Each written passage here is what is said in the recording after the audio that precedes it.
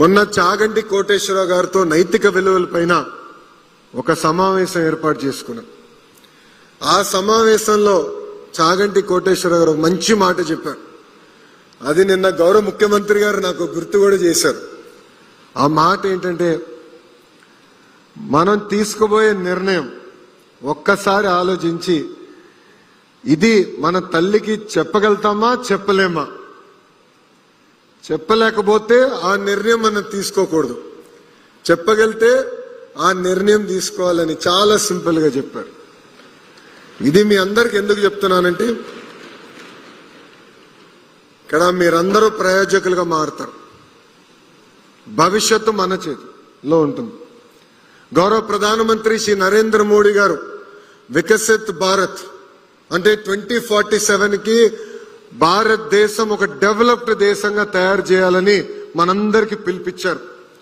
ఇది కేవలం ప్రజాప్రతినిధులు ఐఏఎస్ అధికారులతోనే సాధ్యం కాదు. ప్రజలందరం మనం భాగస్వామ్యం అవ్వాలి, మీరందరూ భాగస్వామ్యం అవ్వాలి.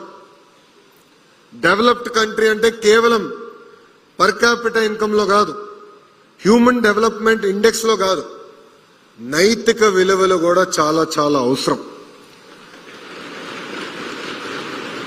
అందుకే గౌరవ ముఖ్యమంత్రి గారు చాగంటి కోటేశ్వరరావు గారిని క్యాబినెట్ ర్యాంక్ ఇచ్చి సలహాదారుగా నియమించారు. కానీ చాగంటి కోటేశ్వరరావు గారి గొప్పతనం ఏంటో తెలుసా? క్యాబినెట్ ర్యాంక్ అంటే ఒక ప్రభుత్వ వాహనం ఉంటుంది, ప్రభుత్వమే పెట్రోల్ బిల్లు, ఫోన్ బిల్లు, ట్రావెల్కి అంటే గవర్నమెంట్ రిలేటెడ్ ట్రావెల్స్ చేస్తే ప్రభుత్వమే బిల్స్ చెల్లిస్తుంది. ఆయన అది యాక్సెప్ట్ చేయలేదు. నాకు ₹1 అవసరం లేదు, ప్రభుత్వం ఇచ్చిన బాధ్యత నా డబ్బులు నేను ఖర్చు పెట్టుకుని నిర్వహిస్తానని చాగంటి కోటేశ్వరరావు గారు చేశారు. ఇవన్నీ మీకు ఎందుకు చెప్తున్నానంటే, నైతిక విలువలు అనేది చాలా చాలా అవసరం. మీరందరూ రాబోయే తరం, మీ అందరి కోసం మేము అహర్నిశలు కష్టపడుతున్నాం. మీరు చూస్తే ప్రజాప్రభుత్వం వచ్చిన తర్వాత 1 క్లాస్ 1 టీచర్, ఇక్కడ చాలా మంది పిల్లలు తెలుసు, ప్రాథమిక పాఠశాలలో 1st class to 5th class కొన్ని స్కూల్స్ లో ఒకే టీచర్ ఉంటారు. ఇప్పుడు కూడా ఉన్నారు, అన్ని సమస్యలు పరిష్కరించే ఉన్నారు. కానీ కనీసం 9600 పాఠశాలలో 1 క్లాస్ 1 టీచర్ మేము తీసుకొచ్చాం. మీరు చూసారు, మెగా పేరెంట్ టీచర్ మీటింగ్ కూడా ఏర్పాటు చేశాం. ఎందుకంటే మీరు ఉపాధ్యాయులు తల్లిదండ్రుల అనుసంధానం అవ్వాల్సిన అవసరం ఉంది. నేను మళ్ళీ రిపీట్ చేస్తున్నా, ఇక్కడున్న పిల్లలు, ఉపాధ్యాయులు, తల్లిదండ్రుల అనుసంధానం అవ్వాల్సిన అవసరం ఉంది. ప్రభుత్వం చేయాల్సిన బాధ్యత మేము నెరవేర్చాల్సిన బాధ్యత మేము చేస్తాం, ఎలాంటి సందేహం లేదు. కానీ మనం ప్రయోజకులుగా మారాలి. సమాజాన్ని మనం లీడ్ చేయాలంటే తల్లిదండ్రుల బాధ్యత కూడా చాలా ఉంది. ఈరోజు క్రమశిక్షణ పట్టుదల నాలో ఉందంటే దానికి కారణం నా తల్లి భువనేశ్వరి గారు. చిన్న వయసు నుంచి మీ తల్లిదండ్రులు మిమ్మల్ని కొడతారో లేదు నాకు తెలియదు, కానీ చిన్నప్పుడు మా అమ్మ నన్ను కొట్టేది. ఒక్క చిన్న తప్పు చేసినా గట్టి కొట్టేది.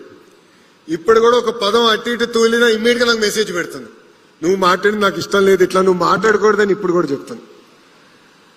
సో అందుకే తల్లిదండ్రుల బాధ్యత కూడా ఉంది. అందరినీ మేము అనుసంధానం చేశాం. ఇంతేకాకుండా నేను కూడా కోరేది, ఇక్కడున్న మీ అందరి నుంచి కొన్ని విషయాలు ఉన్నాయి. తెలుగు వాడక భాషల్లో కొన్ని పదాలు ఉంటాయి, దాంట్లో మహిళల్ని కించపరిచే విధంగా వాడే పదాలు కొన్ని ఉంటాయి. గాజులు తొడుక్కున్నావా, చీర కట్టుకున్నావా, అమ్మాయిలాగా ఏడవద్దు, అమ్మాయిలాగా వివరించదని. దీనికి ఫుల్ స్టాప్ పెట్టాల్సిన బాధ్యత ఇక్కడున్న యువకులందరిపైన ఉంది, మీ పైన ఉంది. ఇంట్లో ఎవరినది వాడితే మీరు వాడద్దు, మా మంత్రి గారు చెప్పారు అని చెప్పాల్సిన బాధ్యత మీ పైన ఉంది. వికసిత్ భారత్ మనం సాధించాలంటే